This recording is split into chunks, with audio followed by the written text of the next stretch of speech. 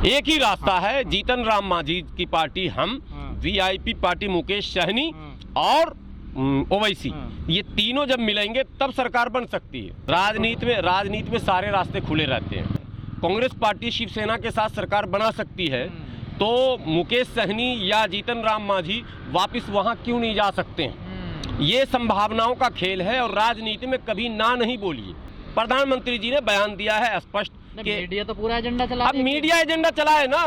प्रधानमंत्री जी ने कहा कि एनडीए को जनादेश है, कोई इफ बट नहीं होगा, मुख्यमंत्री नीतीश कुमार जी ही रहेंगे। लेकिन ये प्रधानमंत्री जी का बयान है। राजनीति में पर्दे के पीछे से भी खेल हो सकता है और हो रहा, चुनाव में भी हुआ, तो क्या चुनाव बाद भी हो सकता है? तो बयान आ रहे हैं, कई नेताओं के बयान आ रहे हैं कि मैं बड़ा पार्टी हूं तो मुझे मुख्यमंत्री का पद मिलना चाहिए। कुछ लोगों ने, मीडिया कर्मियों ने गिरिराज सिंह का नाम भी उछाल दिया है। लेकिन ये सब होने वाला नहीं है। एक ही रास्ता है, या तो नीतीश कुमार जी मुख्यमंत्री बनेंगे एनडीए के, सर्व स्वीकार, अन्यथा महागठबंधन की सरकार बनेगी। ये आप लिख लीजिए किसी कोरे कागज पर। समय से पहले हमें नहीं बोलना चाहिए, लेकिन एनडीए की बैठक चल रही है। देखिए नीतीश कुमार जी क्या निर्णय लेते हैं। नीतीश कुमार जी के एक एक बयान जो होंगे वो राजहित में, समाज हित में, पार्टी हित में होंगे और नीतीश कुमार जी कोई गलत फैसला नहीं लेंगे। अभी तेजस्वी ने फिर कहा कि अगर पलटू चाचा मेरी तरफ आ जाएंगे तो हम पलटू बोलना छोड़ देंगे। यानी आप देखिए एक तेजस्वी का बचपना कैसे झलक रहा है कि आज इतना कुछ होने के बाद भी रस्सी जल गई और ऐंठन नहीं गया। अरे भाई, आपके बाप को हमने मुख्यमंत्री बनाया, आपकी माँ को मुख्यमंत्री बनाया, आपको उप मुख्यमंत्री बनाया, आप क्या लूटना चाहते हो? पूरा बिहार लूटने आए हो क्या? कि दिल वालों के दिल का करार लूटने, वो जो गाना है, तो ये पूरा लालू परिवार आया है बिहार लूटने। क्या चाहते हैं आप? आपके बयान संयमित होने चाहिए, आपके बयान अनुभव के दायरे में होना चाहिए। आप महागठबंधन के नेता चुने गए हैं और आप इस तरह के बयान दें। नीतीश कुमार जी के कद के सामने इस समय बिहार में किसी का कद नहीं है।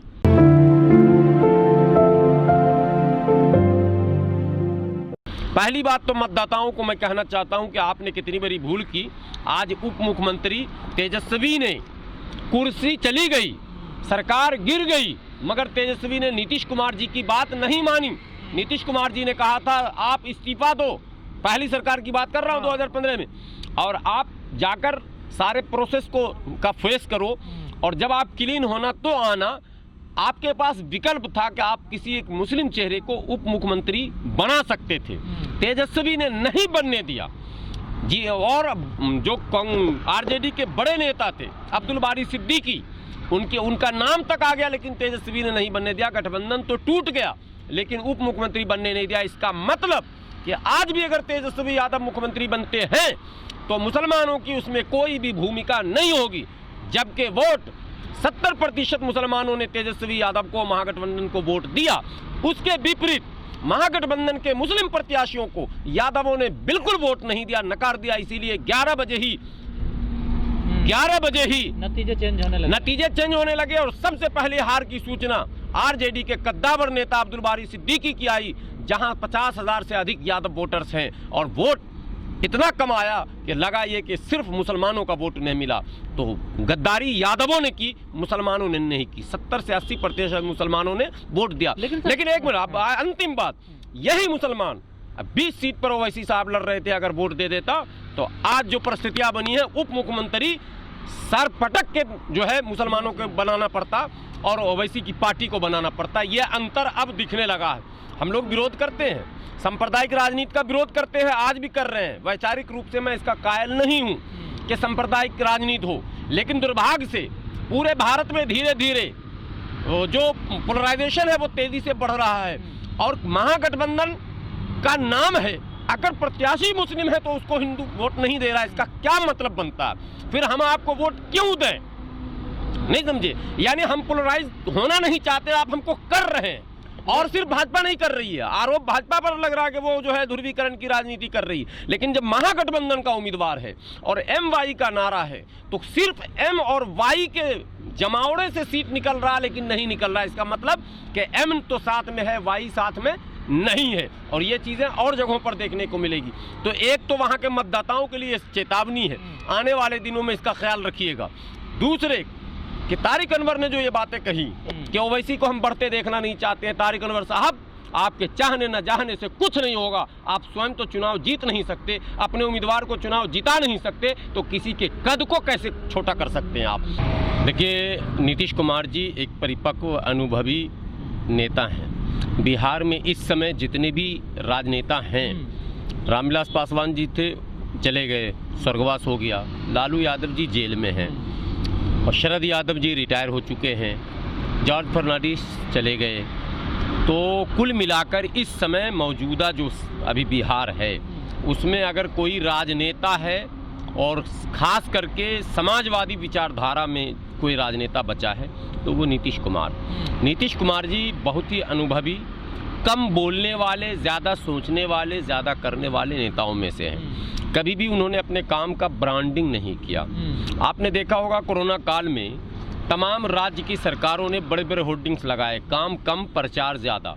लेकिन नीतीश कुमार जी शुरू के दिनों में थोड़े लड़खड़ाए ज़रूर दिखे थे, लेकिन बाद के दिनों में जो काम नीतीश कुमार जी ने किया है पूरे भारत के किसी भी राज्य में वो काम नहीं हुआ, विशेषकर प्रवासी मजदूरों को लेकर। लेकिन ब्रांडिंग नहीं कर पाए, प्रचार नहीं कर पाए, जिसके कारण आम जनों तक ये बात नहीं पहुंच पाई। अगर एनडीए को बहुमत है तो एनडीए में वोटर्स कौन से वो हैं जो भाजपा को दे रहे हैं और जेडीयू को नहीं दे रहे, इसलिए एनडीए को बहुमत नहीं मिला है। नीतीश कुमार जी का बयान ये दर्शाता है कि नीतीश कुमार जी को भी इस बात का आभास हो चुका है कि ये एनडीए को बहुमत और जनमत नहीं है, बल्कि भारतीय जनता पार्टी के प्रोपेगेंडा को वोट मिला है। और नीतीश कुमार जी को जो 43 सीटें मिली हैं वो उनके काम पर विश्वास करने वालों ने दिया है। जहां इनकी हार भी हुई है, एक सीट ऐसी है जहां 6 वोट से लोग हार गए इनके उम्मीदवार। क्या बीजेपी ने विश्वासघात किया नीतीश कुमार के साथ? ये कहने की जरूरत ही नहीं है, ये तो नीतीश कुमार जी से ज्यादा कौन समझेगा। उनके पास सारे इन्फॉर्मेशन हैं, सारी सूचनाएं हैं। आज पहली बार उन्होंने जुबान खोली और उन्होंने 2 बातें कही हैं जिसको आप नोट कर चुके हैं। एक ये कि मैं मुख्यमंत्री का दावेदार नहीं हूं, ये बहुत अर्थपूर्ण शब्द है। दूसरा ये कि जिसने विश्वासघात किया यानी कौन वोट कटवा है उससे भाजपा निमटे, हमारा कोई लेना देना नहीं है। तो इतनी बातें राजनीति में कह देनी बहुत बड़ी कहलाती है। अभी कल कांग्रेस के एक वरिष्ठ नेता तारिक अनवर का बयान आया कि महागठबंधन के लोगों से मैं कहना चाहता हूं। किससे कह रहे थे? तेजस्वी से ही तो कह रहे होंगे। महागठबंधन में तो दूसरे नंबर की पार्टी खुद कांग्रेस है। तो महागठबंधन के लोगों, शब्द समझिए, वो बयान कल आया कि MIM का यानी कि असदुद्दीन ओवैसी का समर्थन वो नहीं लें, हम उस पार्टी को मजबूत होते देखना नहीं चाहते। ये शब्द था उनका। नंबर 1, तारिक अनवर की हैसियत असदुद्दीन ओवैसी के सामने बहुत कम, कुछ भी नहीं है। आज की तारीख में बिहार की राजनीति में भी, जबकि तारिक अनवर बिहार के हैं, ओवैसी हैदराबाद के हैं, लेकिन आज की तारीख में भी ओवैसी जिस शहर, जिस जिला में जाएंगे 10, 15, 20 हज़ार की भीड़ जमा हो जाती है उनको सुनने, देखने, मिलने। लेकिन तारिक अनवर ऐलान करके माइक से जाएंगे 500 आदमी अगर जमा होगा तो मैं गुलामी करूंगा।